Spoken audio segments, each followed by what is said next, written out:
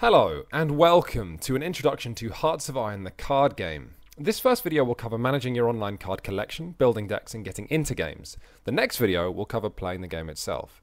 So, you've made your Hearts of Iron, the card game account. You'll be at this homepage, and from here, everything can be accessed. From this game menu, you can access the collection, deck builder, trade, or play. The collection shows you all of the cards currently in Hearts of Iron, the card game, as with cards that you have being brightened up and cards that you don't have being plunged into darkness. Oh, look at all this stuff you don't have.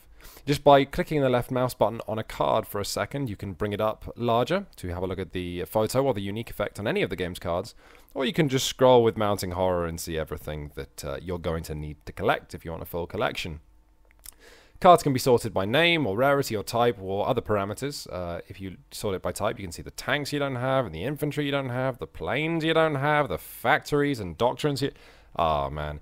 If you click on this promo and special tab at the top, you can see the ultra rare cards, which include famed hero of the Soviet Union, Vasily Zaitsev, who, as well as winning many beauty contests in his home country, racked up, I think, 225 kills during the Battle of Stalingrad. Now here's where your booster packs will appear. I don't have any because I've torn them open already, and so will you, just as soon as you get them. So you've got these cards, what do you do with them? Well, for that, first off, you'll be going to the deck builder. When you create an account with Hearts of Iron the card game, you'll receive 3 starter decks, one for each of the game's 3 factions, Comintern, Axis, and Allies. Now, you're free to customize these starter decks if you like. Just by clicking on them, you can scroll down, remove cards, you can add whatever cards you like, you can turn that nice little starter deck into a broken monstrosity, or of course you can create your own decks. This is my Axis deck, which I've made, and it's not very good, and it's called the X-Axis, all of which is further evidence that I'm not as clever as I wish I was. By going to the trade menu, you can trade with other players. All those rare duplicates you have, you can swap for rares you don't have.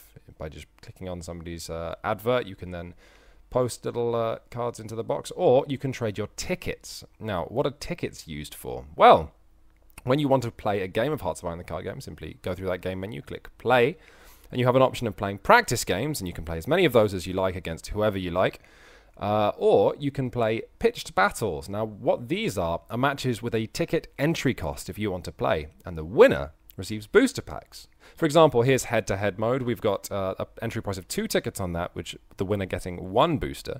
Then there are 8-man tournaments, which require 5 tickets to enter, but the winner will receive 8 booster packs, with smaller numbers of booster packs for the runner-up. We also have limited modes, which will represent tournaments or special events.